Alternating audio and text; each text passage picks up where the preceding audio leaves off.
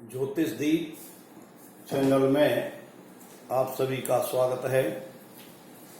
जैसा कि ज्योतिष दीप चैनल के माध्यम से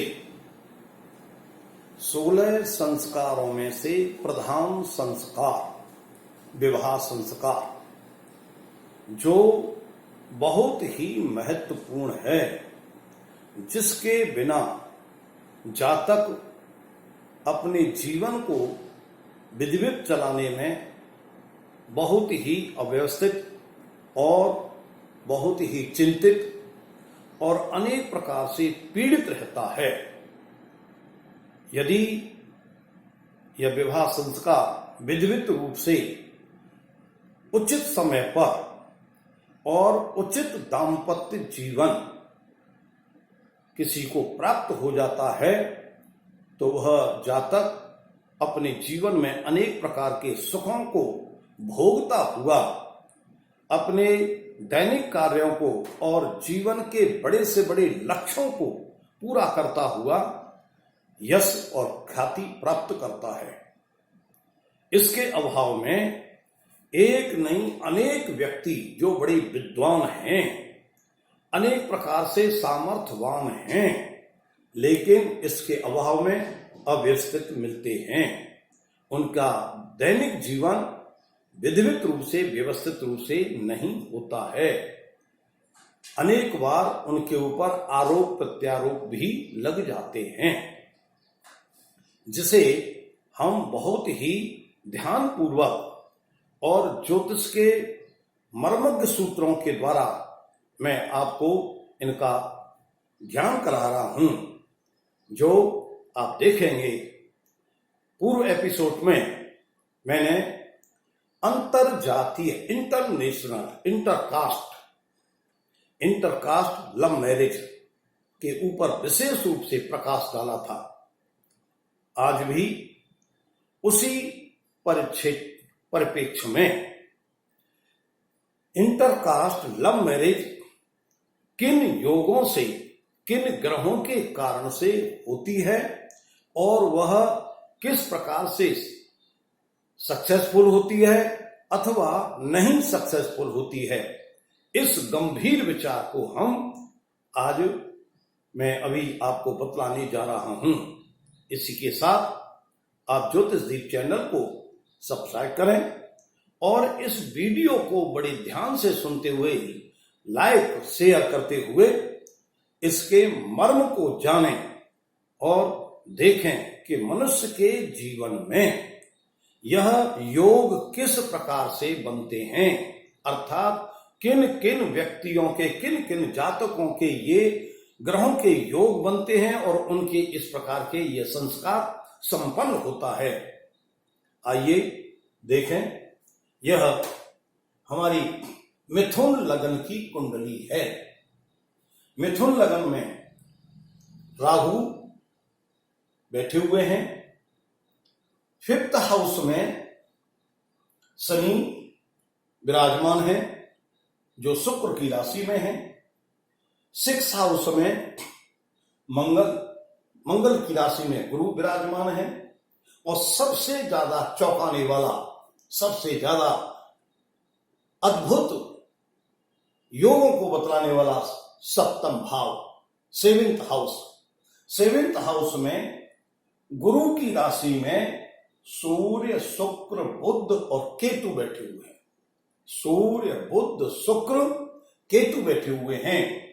तथा 8th हाउस जो सौभाग्य का है, 7th हाउस दाम्पत्य जीवन है, 8th हाउस सौभाग्य का है, जिसमें द्वितीय चंद्रमा के साथ मंगल बैठा हुआ है।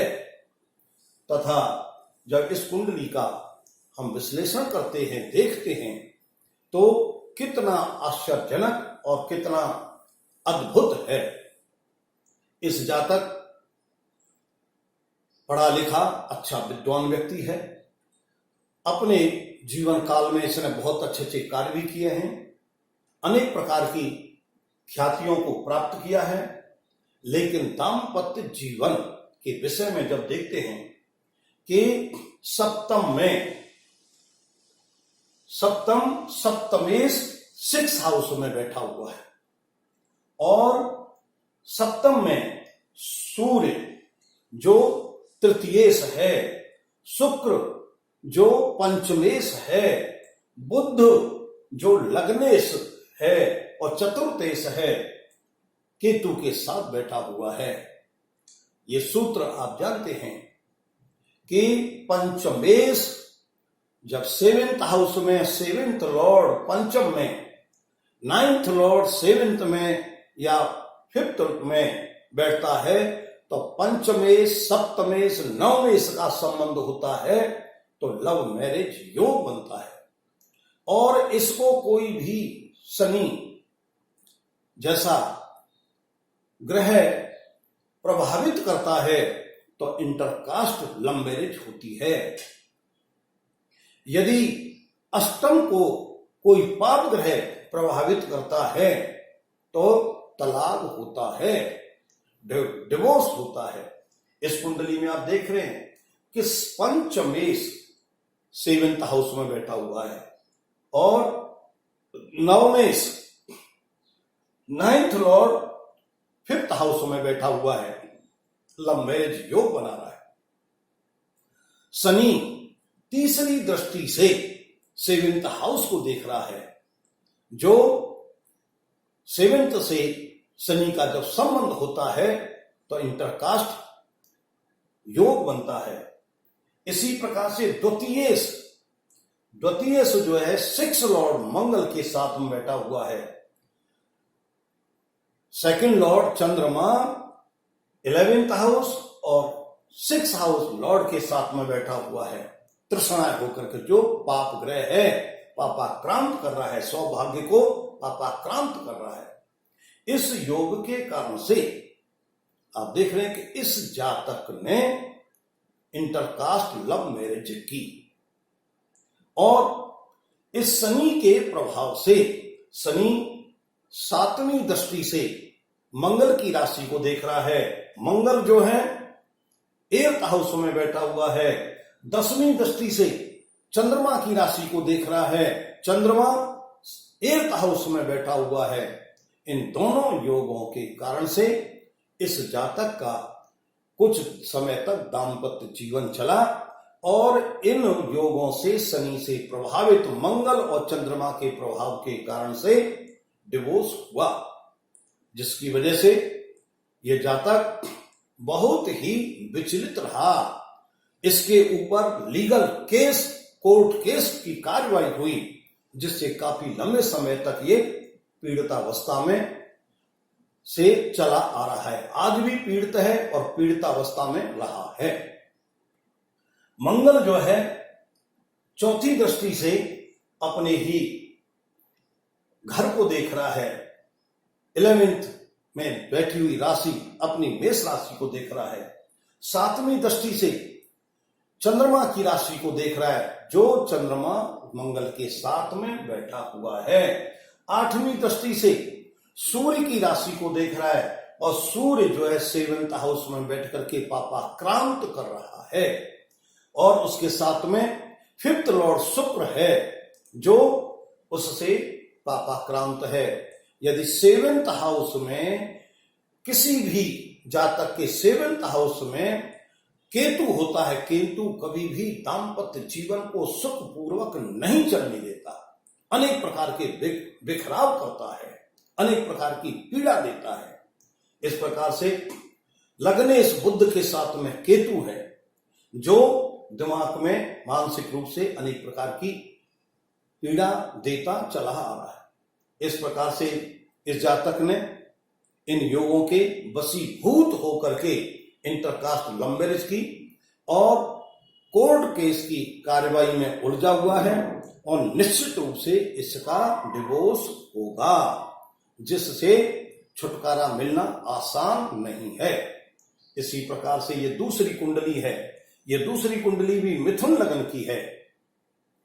इसके 7th हाउस 5th हाउस में शनि शुक्र की राशि में बैठा हुआ है और शुक्र इस राशि का स्वामी 9th हाउस में बैठा हुआ है, अर्थात 9th लॉर्ड 5th हाउस में बैठा हुआ है, 5th लॉर्ड 9th हाउस में बैठा हुआ है, इसलिए ये लव मैरिज योग बना रहे हैं। 7th हाउस में गुरु अपनी ही राशि में बैठा हुआ है, लेकिन 6th हाउस में केतु और मंगल से वो पापाक्रांत है।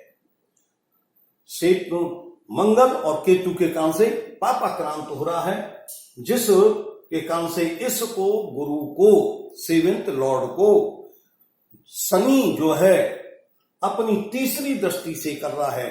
मंगल और केतु से पापाक्रांत हो रहा है, शनि उसको देख रहा है, जिसके कारण से इंटरकास्ट मैरिज हुई, इंटरकास्ट लव मैरिज हुई।